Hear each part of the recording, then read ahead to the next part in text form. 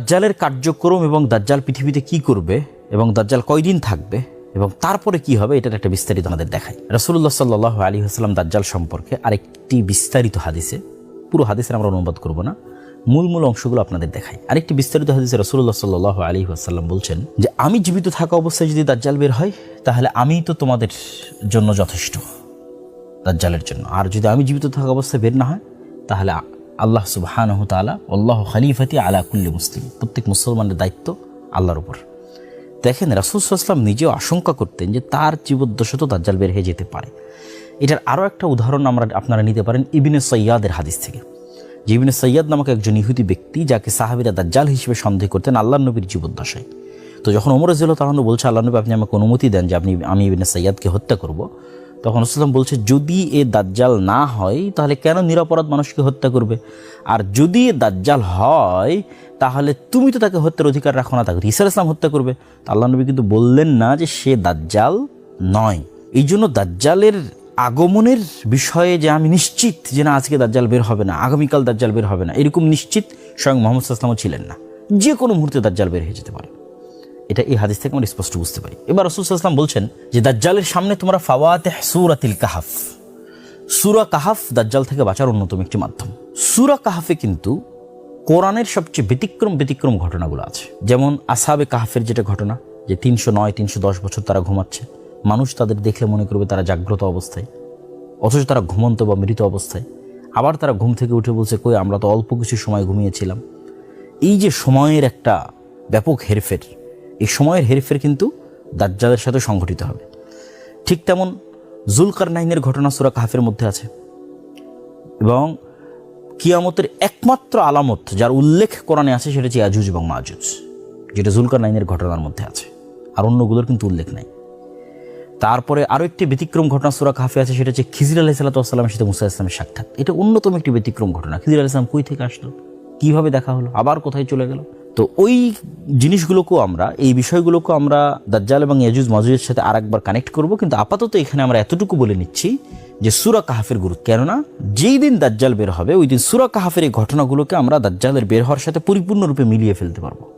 এবং যে সূরা কাহাফ অতি মজবুতভাবে বিশ্বাস করবে তার জন্য ঈমান ধরে রাখা অনেক সহজ হবে। আমরা আরেকটি ভিডিওতে ইনশাআল্লাহ সূরা কাহাফের এই ঘটনাগুলো নিয়ে বিস্তারিত আলোচনা করব ইনশাআল্লাহ, যদি আল্লাহ সুবহানাহু ওয়া তাআলা তৌফিক দেয়। তো আল্লাহ নবী বলছেন যে খাল্লাতাম বাইনা শাম ওয়াল ইরাক, শাম এবং ইরাকের মধ্যবর্তী স্থান থেকে দাজ্জাল বের হবে।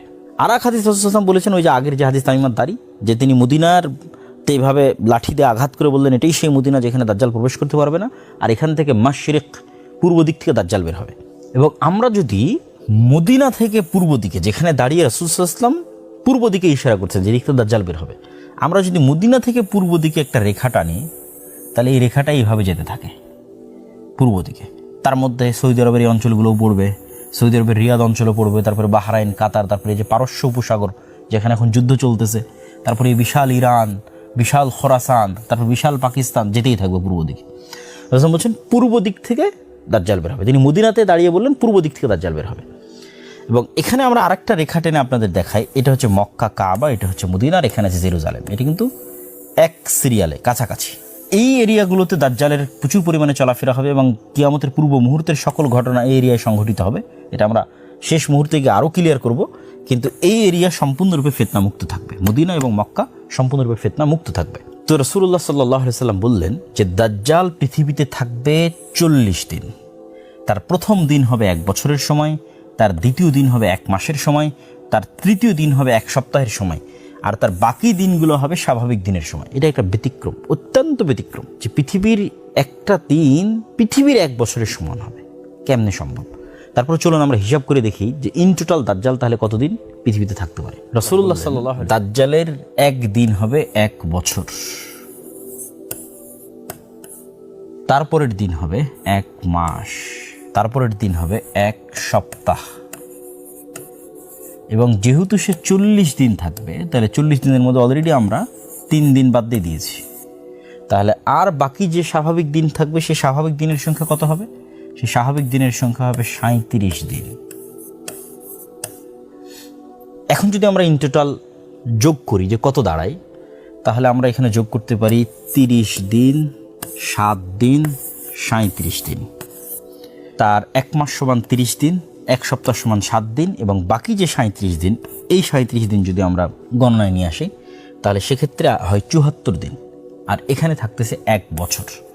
তাহলে 1 বছর 74 দিন সমান তথা 1 বছর 2 মাস 14 দিন। তবে এখানে আরেকটা প্রশ্ন মাথায় কাজ করতে পারে যে দিন যদি 1 মাসের 1 বছরের হয়, দিন যদি 1 মাসের হয়, দিন যদি 1 সপ্তাহের হয়, রাত কত দিনের হতে পারে?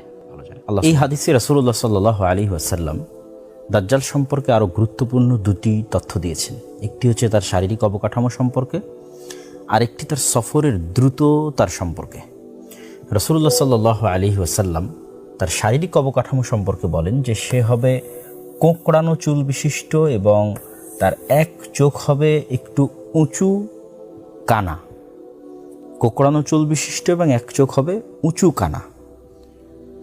এবং তার গতি সম্পর্কে রাসূল সাল্লাল্লাহু আলাইহি ওয়াসাল্লাম বলেন যে মেঘমালাকে যখন কোনো বাতাস উড়িয়ে নিয়ে যায়, তথা ঝড়ের সময় মেঘকে আমরা যে আকাশে উঠতে দেখি, ওই মেঘের যে গতি থাকে বাতাসের উড়িয়ে নিয়ে যাওয়ার কারণে দাজ্জালের সেই গতি হবে। এটা দাজ্জালের নিজস্ব গতিও হতে পারে, যেটা হাদিসের জাহিরি অর্থ, আমরা সবসময় বলছি যে আমরা হাদিসের প্রকাশ্য অর্থকে প্রাধান্য দেব, অথবা যন্ত্রের সাহায্যও যদি দাজ্জাল নেয় উড়ার জন্য, তার গতিশীলতা বাড়ানোর জন্য, সেটিও হতে পারে। আল্লাহু আ'লাম বিস-সাওয়াব। তাহলে আমরা দেখলাম দাজ্জাল পৃথিবীতে 1 বছর 2 মাস 14 দিন সে সফর করবে এবং পৃথিবীর সকল জায়গায় সফর করবে মক্কা এবং মদিনা ছাড়া। এবং তার ফিতনার ধরনটা কেমন হবে, কীরকম ভয়াবহ হবে, সেটাও রাসূল সাল্লাল্লাহু আলাইহি ওয়াসাল্লাম বলছেন। তিনি বলছেন যখন সে কোনো শহরের পাশ দিয়ে অতিক্রম করবে তখন তাদেরকে সে তার দিকে দাওয়াত দিবে, যদিও শহরের মানুষই ইউমিনুনা বিহি, তার দাওয়াতে ঈমান আনে, এবং ওয়াস্তাজিবুনা লাহু, এবং তার দাওয়াতে সাড়া দেয়। তাহলে দাজ্জাল আসমানকে বলবে বৃষ্টি বর্ষণ করো, ফায়ামুরুস সামা ফাতুমতির, দাজ্জালের আদেশে আসমান বৃষ্টি বর্ষণ করবে। ওয়াল আরদা ফাতুমবিত, এবং জমিনকে আদেশ করবে যে তুমি ফসল উৎপাদন করো, তখন জমিন ফসল উৎপাদন করবে। আমরা যদি আজকের সময় কল্পনা করি যে পরিমাণ তেলের সংকট, ধরেন আজকে আমি বলতেছি যে তুমি আমার প্রতি ঈমান আনলে তোমাকে তেল দেওয়া হবে, ঈমান না আনলে তেল দেওয়া হবে না। তাহলে আপনি চিন্তা করেন কি হতে পারে। বাংলাদেশে যে আগামী 1 মাস 1 ফোঁটাও তেল না আসে, তাহলে আমাদের দেশের বিদ্যুৎ থেকে শুরু করে, যানবাহন থেকে শুরু করে, মোবাইল কম্পিউটার থেকে শুরু করে সব কিছু আমরা হারিয়ে ফেলবো। এর চেয়েও ভয়াবহ বিষয়ের কথা বলা হচ্ছে যে আকাশ বৃষ্টি বর্ষণ করবে দাজ্জালের আদেশ, তেল তো বহু দূরের কথা, জমিন ফসল উৎপাদন করবে দাজ্জালের আদেশ, এবং যে তার প্রতি ঈমান আনবে না তার জন্য সব বন্ধ হয়ে যাবে। এই জন্য এটাকে বলা হয়েছে পৃথিবীর সবচেয়ে ভয়াবহ ফিতনা। এইরকম ভয়াবহ ফিতনা থেকে মানুষ কিভাবে বাঁচবে, এটা আমরা ভিডিওর শেষে আপনাদেরকে বলবো ইনশাল্লাহ, যে কিভাবে মানুষ এই ভয়াবহ ফিতনা থেকে বাঁচবে। এইভাবে যখন এই ফিতনা চলতে থাকবে এবং এই ফিতনায় মুমিন এবং মুসলিমের অতিষ্ঠ হয়ে যাবে, এবং শামের মানুষ তারাও দুর্ভিক্ষে নিপতিত হয়ে যাবে। শামের যে মুজাহিদরা কুস্তুনতুনিয়া বিজয় করলো, আগের হাদিসে দেখলেন, তারাও দুর্ভিক্ষের মধ্যে পড়ে যাবে। জেরুজালেমে যে সমস্ত মুসলমানেরা আছে মসজিদে আকসায়, তারাও ভয়ঙ্কর দুর্ভিক্ষের মধ্যে পড়ে যাবে, কারো কাছে কোনো খাবার থাকবে না, কেন অল এভরিথিং এর কন্ট্রোল দাজ্জালের। এইরকম ভয়াবহপূর্ণ সময়ে ঈসা আলাইহিস সালাতু ওয়াস সালাম মুসলমানদের মাসীহ হিসেবে, বিপদ থেকে উদ্ধারকারী হিসেবে, মুসলমানদেরকে বিপদ থেকে উদ্ধারকারী হিসেবে ঈসা আলাইহিস সালাম অবতীর্ণ হবেন। ফায়ানজিলু ইনদাল মানারাতিল বাইদা শারকিয়া দিমাশক, সাদা মিনারধারী মসজিদে দিমাশকের, সিরিয়ার রাজধানী দিমাশকে ঈসা ইবনে মারিয়াম নেমে আসবে 2 ফেরেশতার কাঁধে ভর দিয়ে। এবং বিভিন্ন রিওয়ায়াতে আছে এটা হবে ফজরের সালাতের সময়, এবং ইমাম মাহদির নেতৃত্বে যখন মুজাহিদগণ ফজরের সালাতের প্রস্তুতি নেবে তখন। এবার ঈসা আলাইহিস সালাতু ওয়াস সালাম সহ ইমাম মাহদি সহ অন্য আর মুজাহিদরা সহ দাজ্জালকে হত্যা করার জন্য রওনা দিবে।